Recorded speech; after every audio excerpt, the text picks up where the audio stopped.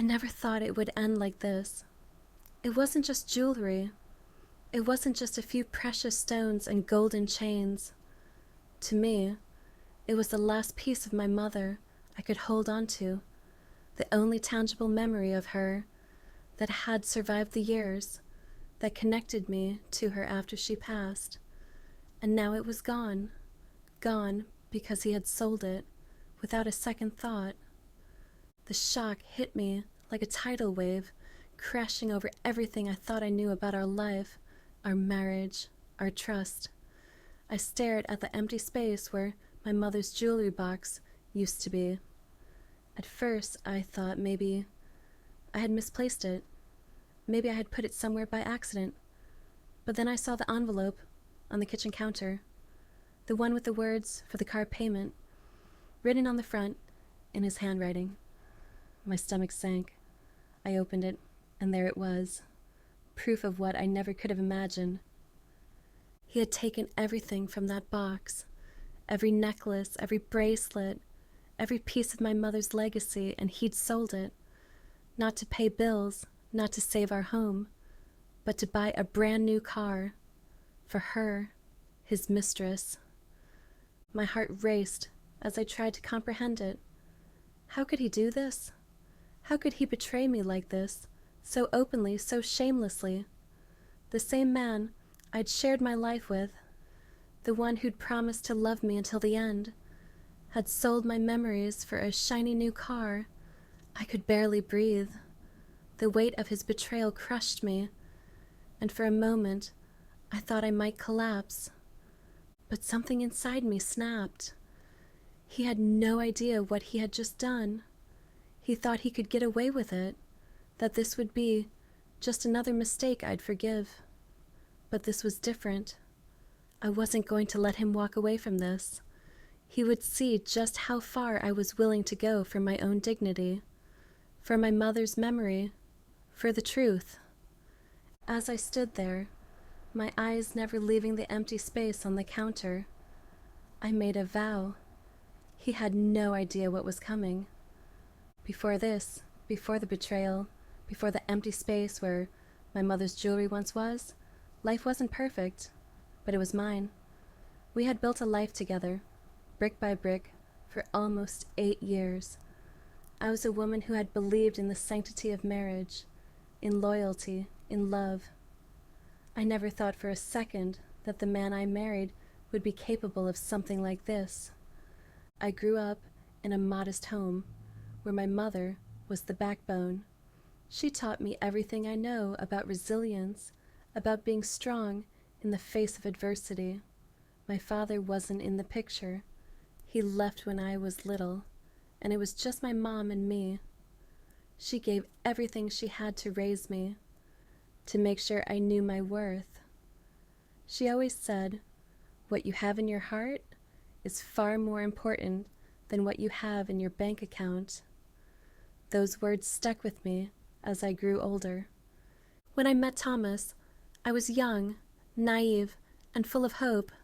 He was charming, always smiling, always there when I needed him. He told me I was beautiful, that I was special. For the first few years, it felt like a dream. He was supportive, affectionate, and the kind of man who made me believe we could conquer the world together. But I didn't know that the cracks were forming under the surface. The early signs were subtle, almost unnoticeable. He started coming home later and later, claiming work was piling up. He'd leave his phone face down when it was usually sitting on the kitchen table. I had always prided myself on being understanding, on giving him space, but I was starting to feel the distance between us, the quiet disconnect that I couldn't explain. I remember one night, about 6 months before the incident, I asked him if something was wrong. We were sitting in the living room, a bottle of wine between us, and I couldn't shake the feeling that something was off. He reassured me, as he always did. He was tired. Work was tough. He even went so far as to say, "You're everything I need. I'm lucky to have you." I wanted to believe him, I really did. But there were those moments, the ones where he didn't quite look at me the way he used to, where his smile seemed less genuine and his eyes distant. He was fading, and I couldn't understand why. I kept telling myself it was just a phase. I kept telling myself that all marriages went through rough patches, that this would pass. But it didn't. The tension started building slowly, like a storm on the horizon. Thomas became more secretive, more withdrawn, and then the subtle changes began. He wasn't as affectionate anymore. No more surprise kisses on the forehead, or soft hand-holding in public. I asked him about it once, and he told me it was just stress, and I believed him. In the meantime, I had been dealing with my own battles. My mother had passed away a year earlier after a long battle with cancer, and I had been struggling to keep everything together. It was hard. Losing her was like losing a piece of myself. My grief was a constant companion, one I didn't know how to fight. But I had to keep going. I had to keep working, keep taking care of Thomas, keep pretending that everything was okay. And in the midst of it all, I started leaning on the only thing I had left from my mother, her jewelry, the pieces she had passed down to me, the necklaces, bracelets, earrings, all of them held so much meaning. It wasn't just about the value or the gold. It was about the connection. Every piece represented something more than just a physical item. It was a memory, a story, a piece of my mother's soul. I didn't wear them often. They were too precious, too personal, and I wanted to keep them safe, tucked away just for me. But even that security would be taken from me. The first sign that something was off came one day. When I was cleaning out the spare bedroom, I found a receipt for a new car. My heart skipped a beat. He hadn't mentioned buying a new car. I stared at the numbers on the receipt for a long time. The model, the price. It was for a luxury car, something he could never afford without making some serious sacrifices. But he hadn't said a word. No discussions. No talks about the finances. I asked him about it, casually, one night at dinner. He brushed it off, laughing nervously. It's nothing. A friend of mine at work was selling it cheap, so I thought I'd pick it up for us. It's a good deal. I wanted to believe him. I did. But deep down, something wasn't right. I didn't press him further. It wasn't until days later that I began to piece things together. He started going out more. He'd claim he was working late or meeting friends. The lies started stacking up. I kept a mental list of his excuses. How many late nights at the office, how many guys' nights that seemed to come out of nowhere. I tried to ignore the growing knot in my stomach, but the truth was there. I just didn't want to face it.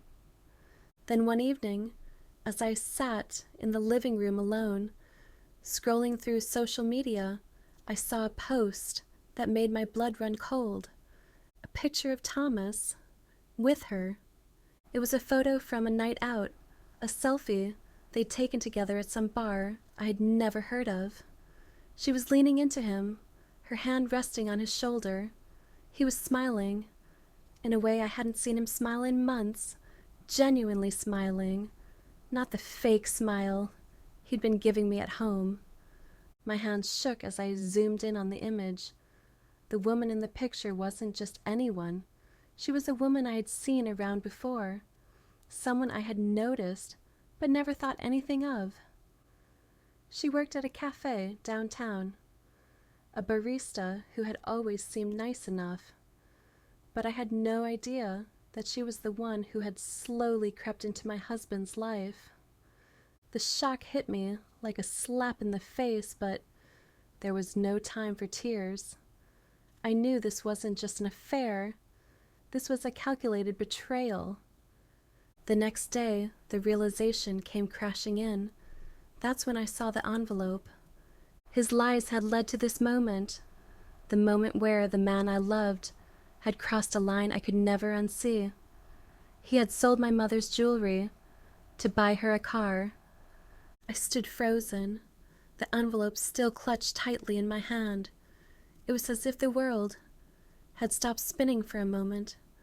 My breath came in shallow gasps as I processed the implications of what was written on the paper inside, the proof of his betrayal, the evidence that he had not only taken my trust but had stolen from me in the most intimate way possible. My mother's jewelry, the pieces that had been passed down through generations of women in my family, each one holding a memory, a piece of love, and a connection to the past. He had sold them to buy her a car. I was dizzy with anger, disbelief, and a deep sense of loss. How had I not seen this coming? How had I let myself be so blind, so trusting? In that moment, I felt every ounce of my confidence shatter. The man I thought I knew, the man I had shared my life with, had reduced everything we'd built together into a lie. My first instinct was to confront him, to scream, to demand answers, to tear into him the way my heart had been torn apart. I couldn't breathe, couldn't think straight. Every emotion I'd been holding in, every doubt, every question I'd buried deep down, came rushing to the surface. But I had to be calm. I had to find a way to make this count. I waited. He didn't come home that night. He stayed out late. No surprise there. But something had shifted in me. The anger, though fierce, was no longer the only emotion driving me. The more I thought about it, the more I realized this was bigger than just the car, bigger than the jewelry. This was about everything he had taken from me. This was about the years I had spent loving a man who never truly loved me in return. The morning came, and still, no sign of Thomas. I didn't want to waste another second on him. He was playing his games, hiding behind excuses, pretending nothing was wrong. But I had to act. If I didn't do something now, I'd lose everything. I gathered my thoughts, taking a deep breath as I sat down at the kitchen table. I could hear the ticking of the clock, the deafening sound of silence like it was mocking me. I had two choices. I could sit here and wait for him to come home, or I could take control of my life. I called the bank. The moment the phone rang, my heart skipped. I had always trusted Thomas, with everything, never questioning his decisions or his judgment. But now, I was about to find out how deep his deceit ran. "Yes, ma'am. How can I assist you today?" the bank representative asked. I felt the lump in my throat, my mind racing. "I need to inquire about any recent large transactions on my joint account," I said, my voice steady despite the chaos inside me. After a brief pause, the representative came back with the answer. "It appears there was a large withdrawal recently, followed by several charges at high-end car dealerships. Is there anything else I can assist you with?" I felt the blood drain from my face. It was as if the universe was mocking me, as if everything had been laid bare in front of me. The pieces were falling into place. He didn't just buy her a car with my mother's legacy. He had emptied our account, drained everything we had worked for, and all of it was going to her. The woman, the one he had chosen over me, the one who had taken my place in his life. I hadn't just lost my husband, I had lost my identity, my trust, and a part of me that I didn't know how to reclaim. I hung up the phone, my hands trembling. I was furious, yes, but now there was something else, a quiet rage, a determination to take back control of what was mine. I couldn't let him get away with this. That night he came home later than usual. His eyes didn't meet mine. When he walked through the door, he was trying to act normal, but I saw the tension in his shoulders, the way he avoided my gaze. He knew. I didn't say anything at first. I watched him, waiting. The silence between us was thick with unspoken words, with truths I knew he was trying to bury. Finally, I couldn't hold it in any longer. "Where did you get the money for the car, Thomas?" My voice was quiet, but it cut through the air like a knife. He froze. I stood up, feeling the weight of everything that had happened pressing down on me. "You sold my mother's jewelry, didn't you? You sold everything she left me, everything that meant something to me? And you did it for her." My voice broke on the last word. His eyes widened, but for a moment he didn't say anything. Then slowly he started talking, but his words were empty, excuses piled upon excuses. He told me it was an investment, that the car was a good deal, that he never meant for it to hurt me. But his words didn't reach me. The hurt was too deep, the betrayal too raw. I wasn't listening anymore. The rage boiled over inside me, but instead of screaming, instead of losing control like I wanted to, I stood there, silent, watching him squirm.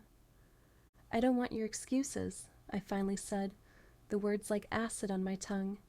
"I want the truth, and the truth is you sold what was mine to buy her a car. You chose her over me." There it was, the raw, ugly truth. He could no longer deny it. The silence stretched between us, thick and suffocating. I don't know what to say," he murmured, his voice barely audible. That's when I realized something. I had been living in a lie for so long that I had almost forgotten what it was like to have control over my own life. He had taken so much from me, but I wasn't going to let him take my dignity, my future, any longer. "I'm done, Thomas," I said, my voice firm. "I don't care about your excuses or your pathetic justifications. You've lost me, and now you've lost everything that mattered." I turned and walked away. The weight of the decision hit me like a wave, but there was no turning back. I wasn't going to wait for him to make the next move. I had already made mine. I stood in the living room, my fists clenched at my sides, my chest heaving with the weight of everything that had happened. My heart felt like it was beating against my ribcage, each thump louder than the last, a constant reminder of the hurt, the betrayal, and the overwhelming anger that had consumed me. Thomas had barely said a word since I told him I was done. He was sitting on the couch, his face a mixture of confusion and guilt. But I didn't want his apologies. I didn't want his regrets. Those things meant nothing to me now. What he had done was unforgivable. I looked at him, my eyes scanning his face for some hint of remorse, some sign that he understood the depth of what he'd done. But all I saw was a man who was too far gone, too consumed by his own selfishness to care. "I don't know what you want from me, Maria," he said finally, his voice low, almost pleading. "Want from you?" I scoffed, my voice dripping with disbelief. "What do I want from you? What could I possibly want from a man who sold my mother's jewelry for his mistress? What could I want from someone who broke me, who destroyed everything I ever trusted?" The anger inside me swelled, bubbling up, threatening to explode. I could feel the heat of it rising in my chest, in my face, in my hands. The emotions, fear, frustration, rage, were all there, clawing their way to the surface, each one demanding to be heard. But it wasn't just anger anymore. It was clarity. I had no more illusions about him, about our marriage. He was never the man I thought he was.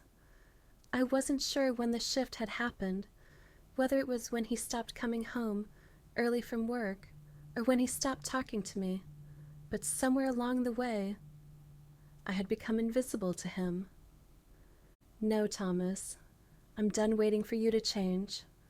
I've waited long enough, and I'm not going to waste any more time on someone who doesn't even see me. He stood up, his eyes frantic. Maria, please. We can work through this. We've been through hard times before. This isn't the end of us. I know it. But his words fell on deaf ears. I had heard them before, those same empty promises he always made when things went wrong.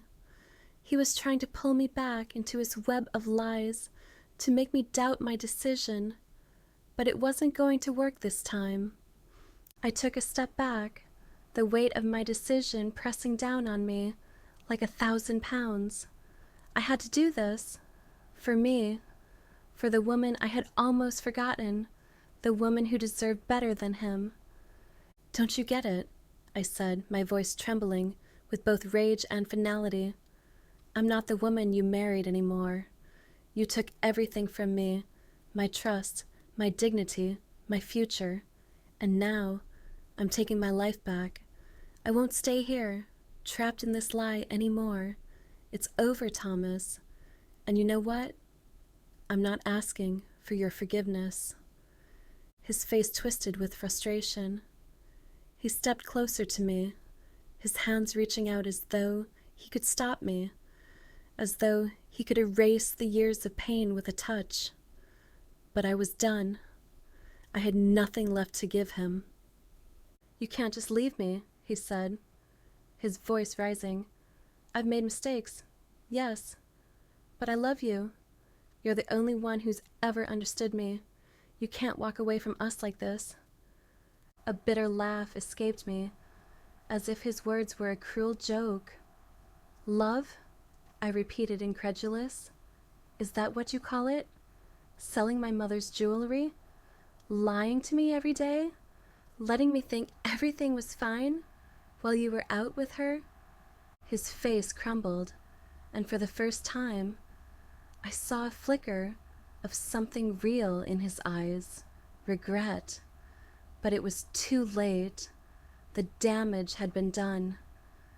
I've already made my choice, I said, my voice barely above a whisper. And I'm leaving? Don't try to stop me. Don't make me feel guilty for finally choosing myself. He stood there, speechless, watching me as I walked toward the door. But as I reached for the handle, I stopped. For the briefest moment, a voice inside me asked, was I making the right choice? Was I walking away from the life I had known for so many years? Could I really let go of the man I had once loved? But the answer came to me quickly, like a whisper of certainty. Yes, I was doing the right thing. I wasn't walking away from him. I was walking toward myself, toward a future where I wouldn't be defined by his choices. I turned the knob, stepped outside, and slammed the door behind me. The finality of the action echoed in my chest, but this time, it was a relief. I had broken free. Outside, the night was cold, the air sharp against my skin. The world felt different, new even. The weight of my past life, the life I had shared with Thomas, was already starting to lift. It wasn't easy. It would never be easy. But for the first time in a long while, I felt like I was finally in control of my own story. And I was no longer afraid of the unknown. I didn't know what the future held, but I knew one thing. I was done being someone else's second choice. I was done being the woman he took for granted. I was going to rebuild, to find a new path, one where I could finally be myself. And this time, no one could take that away from me. The weeks that followed my decision to leave Thomas were filled with a strange mixture of relief and regret. At first, I thought I would be overwhelmed with loneliness, that I would second-guess my choice and wonder if I had made a mistake. But instead, there was a quiet peace that settled in, one that I hadn't known in years. I moved into a small apartment in the city, nothing fancy, but it was mine. The silence was different, though. It wasn't the oppressive, suffocating silence I had lived in with Thomas. No, this was the kind of silence that allowed me to think, to breathe, and to rediscover parts of myself I had lost. It was in those moments of quiet that I started to really process everything he had done, and everything I had ignored for so long. I spent nights sitting by the window, watching the city lights flicker, thinking about how I had gotten here, about the love I thought was real, the trust I had built, only to watch it all crumble like dust in the wind. How many times had I ignored the small signs? How many times had I made excuses for his behavior, telling myself that things would get better? But the truth was, things had never been better. I had never truly seen him for who he was. I had blinded myself with the hope that love could fix everything, that if I just tried hard enough, I could make him see me. But love wasn't enough when it wasn't being reciprocated. I had been a fool, and the hardest part was accepting that I had let myself stay in that situation for so long. As the days turned into weeks, I focused on myself. I started taking up the hobbies I'd neglected. I went back to reading, something I had once loved but had abandoned over the years. I even started working out again, feeling the power of my own strength as I pushed through each workout. Slowly but surely, I began to reclaim my life. But there were moments, late at night, in the stillness of my apartment, when my mind would wander back to him. I wondered if he missed me, if he regretted what he had done. I wondered if he realized how much I had loved him, how much I had sacrificed for him. But as quickly as those thoughts came, I pushed them aside. I couldn't afford to be weak. I couldn't afford to keep wondering about someone who had made his choice. He had chosen her, and he had chosen to destroy what we had built.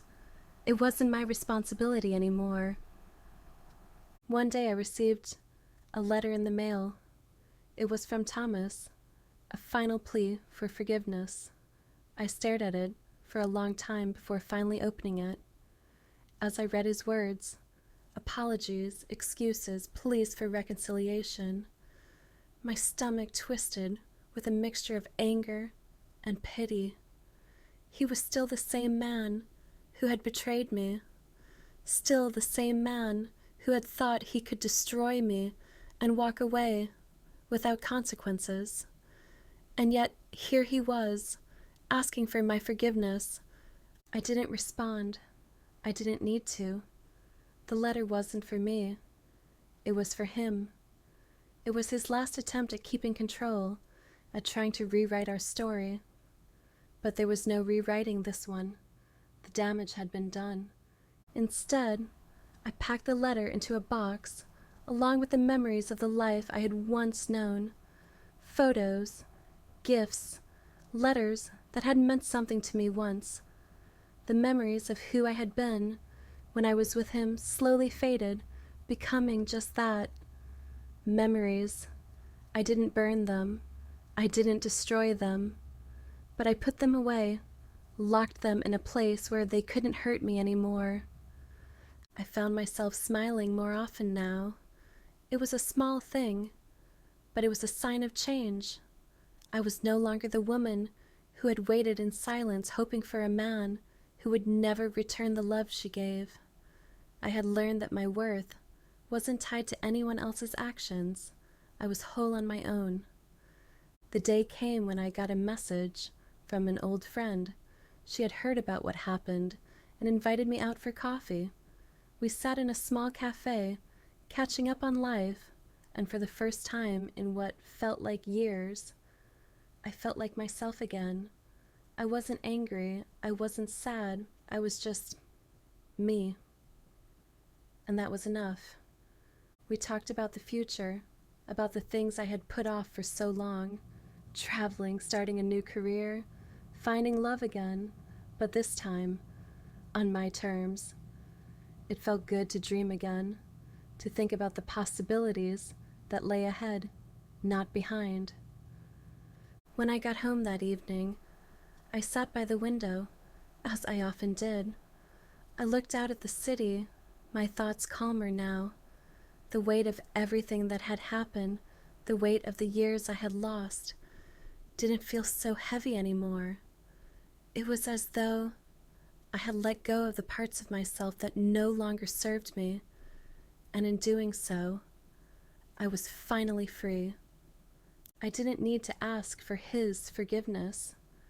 I had forgiven myself, and that was all that mattered. The lesson, though painful, had been invaluable. I had learned the importance of self-worth. I had learned that love, true love, isn't about sacrifice without reciprocation. It isn't about ignoring your own needs for someone else's gain. Love should be built on mutual respect, honesty, and trust. And when those things are broken, it's not your fault. It's their choice. In the end, I had found my strength.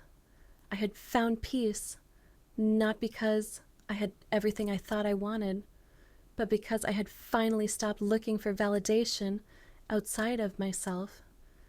And as the days passed, I knew one thing for sure.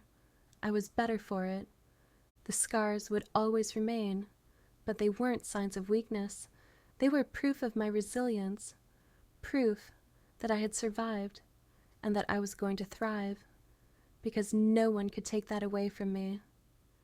As I stood in front of my apartment window, gazing out at the city lights twinkling like distant stars, something inside me shifted. The pain, the heartbreak, the anger, those things still lingered, of course, but they no longer defined me. I had spent so many years measuring my worth by the love I gave to others, by the sacrifices I made for people who didn't see me for who I truly was. But now I saw myself through my own eyes, not through his or anyone else's. I had come to realize that the love I had for myself was the only kind of love that mattered in the end. The silence in my apartment felt different now. It was no longer the emptiness that had once echoed through the walls when he was gone. It was the kind of silence that made room for new beginnings. I ran my fingers over the windowsill, a small smile tugging at the corners of my mouth. I had come so far from the woman I had been, the woman who believed in fairy tales and hoped for love that was never truly hers to keep. I was no longer that woman, and that realization felt like freedom. Maybe I hadn't gotten everything I wanted, but I had gotten something far more valuable: self-respect. I had learned to trust my own instincts, to never settle for less than I deserved. And most importantly, I had learned to be whole on my own. I thought back to all the time I had spent agonizing over what went wrong, blaming myself for what he had done. But I couldn't carry that weight anymore. The truth was, his actions had never been my fault. His choices were his own, and I wasn't responsible for them. The only thing I was responsible for now was my happiness, and I had finally taken that responsibility into my own hands. With a deep breath, I closed my eyes and made a promise to myself. I would never allow anyone to take my power again. I would live for me, not for someone else's validation. The future was mine to shape, and I was ready to embrace it. I turned away from the window, ready to move forward, knowing that whatever came next, I was strong enough to face it. He may have thought he took everything from me, but in reality, he had given me the most important gift of all, the freedom to rebuild. And this time, I would build it all on my own terms,